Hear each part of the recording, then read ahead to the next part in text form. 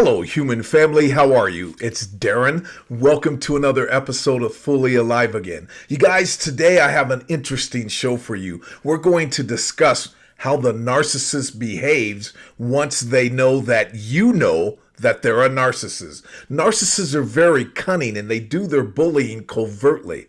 And what is most revealing is when you look at it with a third eye, you can see the hypocrisy in what they're doing. Narcissism is insidious. It's covert.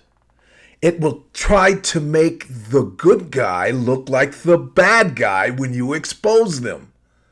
So let's do what we do and dive deep.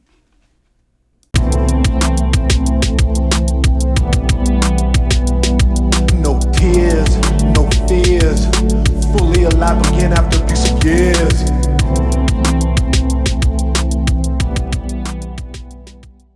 Just about every great thinker throughout human history, every philosopher, mystic, guru, have talked about how to deal with conflict.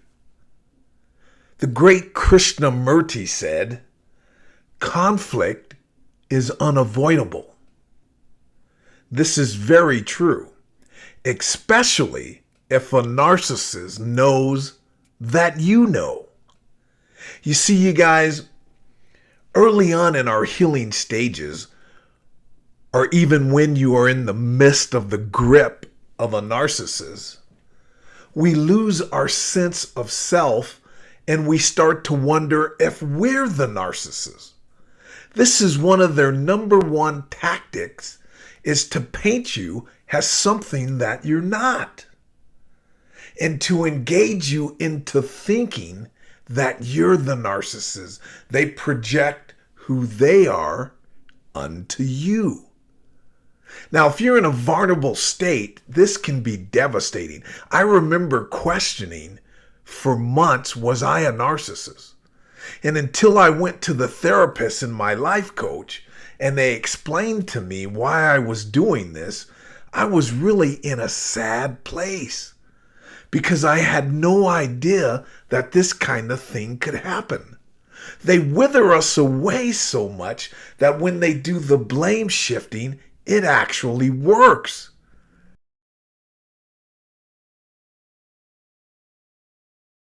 You see, in my opinion, there's nothing more dangerous than an intellectual narcissist, especially a covert female narcissist. The reason why covert female narcissists are more dangerous is because they have better camouflage. We as men, we as society protect women. So you have to dig real deep and have a third eye to recognize one of these people. But intellectual narcissism like Ted Bundy, what he was able to establish in that courtroom where the judge almost fell in love with him like he was his son and complimented him on his demeanor. I remember the way Bill Cosby made me feel watching The Cosby Show. I could stand up straighter. I felt more proud as an African American male. He was so smart, so clever, could put together a show unbelievably. But he wasn't what he portrayed in front of the camera. Judy Garland, Joan Crawford, Mommy Dearest, the list goes on and on of covert narcissist people who are not what you think they are. And I don't know what it is, but these type of people get to the top of the mountain very quickly.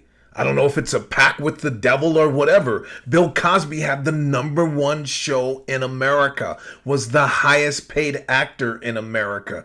Judy Garland was one of the highest paid actresses in Hollywood. Joan Crawford, the list goes on and on. I could sit here and talk for days of the narcissists in Hollywood. If you're connected with Hollywood, you're suspect, for goodness sake. But these people wielded a lot of power where they could bully other people into submission. Do you remember in the 80s when Bill Cosby came after Richard Pryor and Eddie Murphy for the language they used? And he almost made these young men at the time feel as if they were criminal or ghetto or disingenuous. Now, what does the history show?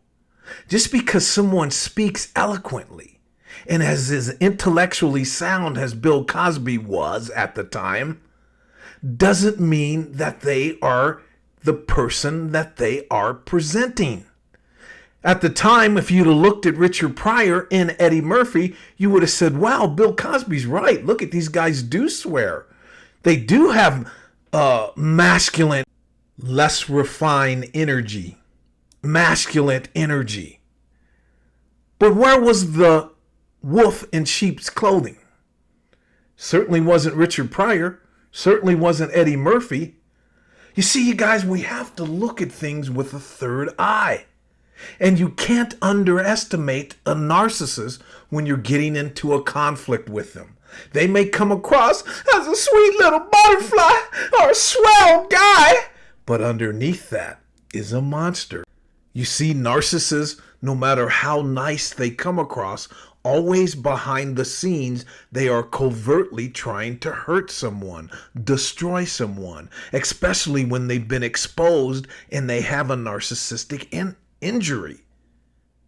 That's what these people do. They can be the most congenial, sweet, loving. They can be fucking Mary Poppins, for God's sake, in front of the camera. It's what they do behind. It's the covert messages that they send to you on Facebook that only you can decipher.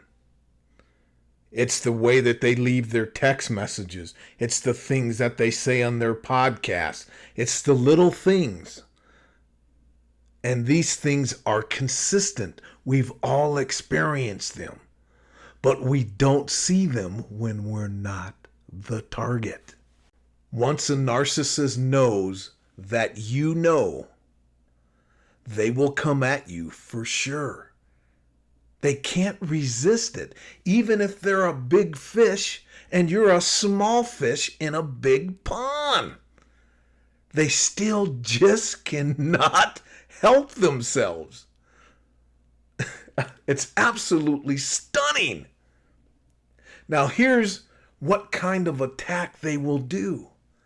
As I mentioned earlier, they'll pepper in things that only you can detect and you can hear. We've all had this happen to us in conversations with our narcs, and posts on Facebook and Instagram from our narcs, and things that they say to other people. This is why an intellectual female narcissist is the most covert camouflaged of them all. And they can do great harm to you, man. And ladies, you're not left out of this too. A covert male narcissist is destructive. This is why if they know that you should just abort mission. If you're not an independent researcher like me and have gone through hell and back and are willing to fight the fight as far as it goes, after what happened to my daughter, I don't give a shit about these people and their powers. I really don't. I lost everything in my life. If I can prevent another child, another person from being harmed for these monsters, let's get it, is the way that I roll. So let me say this. They will either come at you covertly with all the things I just mentioned, or they will come at you brutally, raging. And you have to be careful, especially if you're a female to a male, but even a male to a female. You can pick up the paper and turn online news and social media news, and you can see people, young men who have been killed by their girlfriends, husbands by their wives. Narcissistic rage is very real, so you must plan a strategy and a way out if your narc knows that you know what they are. This is nothing to play with. These people are demonic, and they are sheer evil, and they are cunning. They can turn everyone against you. If this has already happened to you, I'm preaching to the choir, but this is textbook. You guys, this is one of the reasons that I'm so excited about going live at the end of next month. We are going to have a blast. All of the information and question you guys were asking throughout the comment box, oh my goodness. I hope that you call in and ask the same types of questions, and we can really dive into it. So please start to think of the questions that you would like to ask me on the air. You don't have to be on video, but over the phone, I'll be on video. Yeah, you guys will get to see me. Come on, man. Come on, man.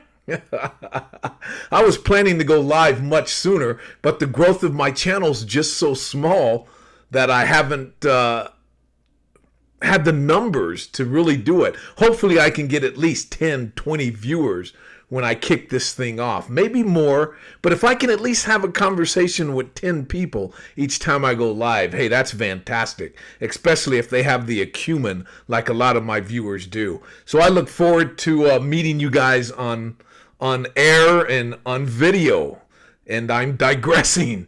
But anyway, I've had a lot of coffee. You see, that's what you get with Darren. You get coffee, Darren, no coffee, Darren.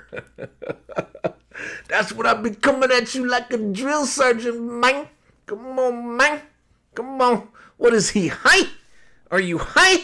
Are you high, Darren? Are you high?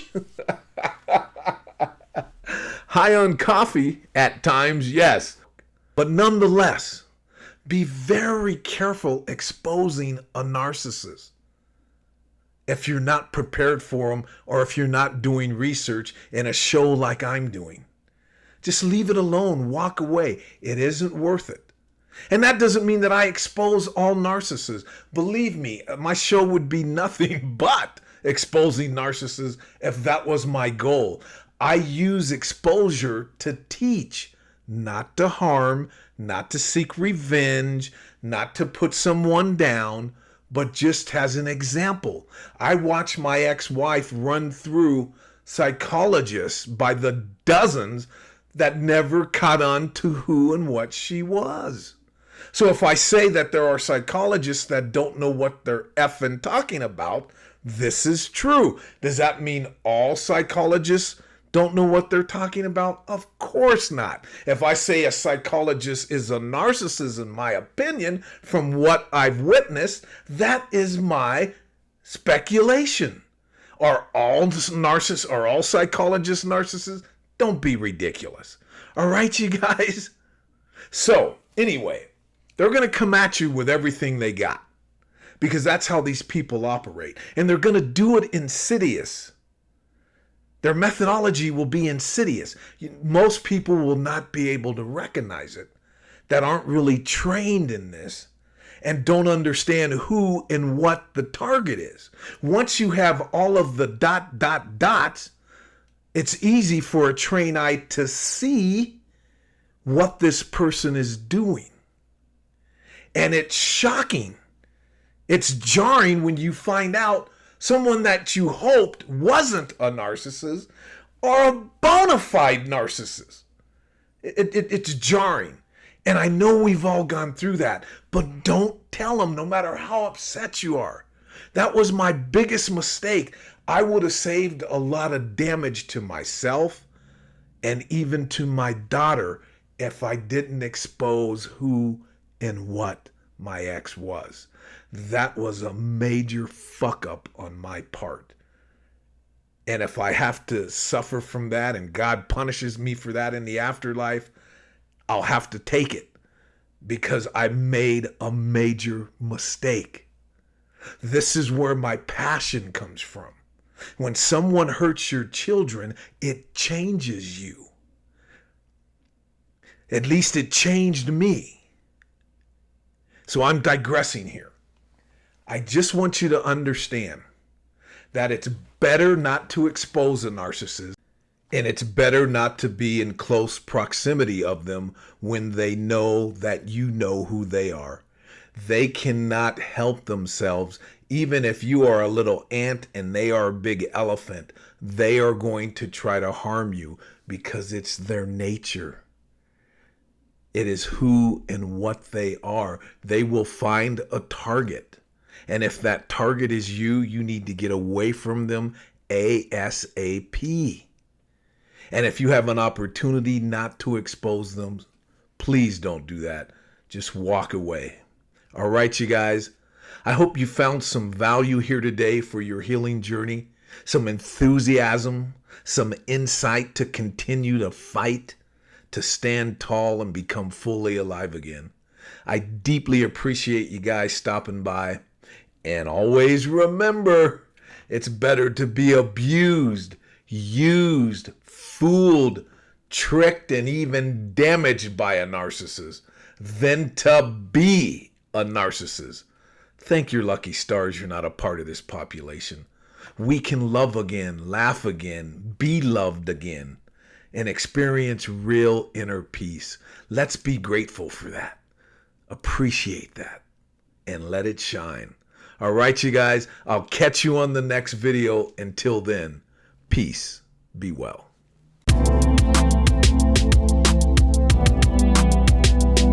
No tears, no fears. Fully alive again after 6 years.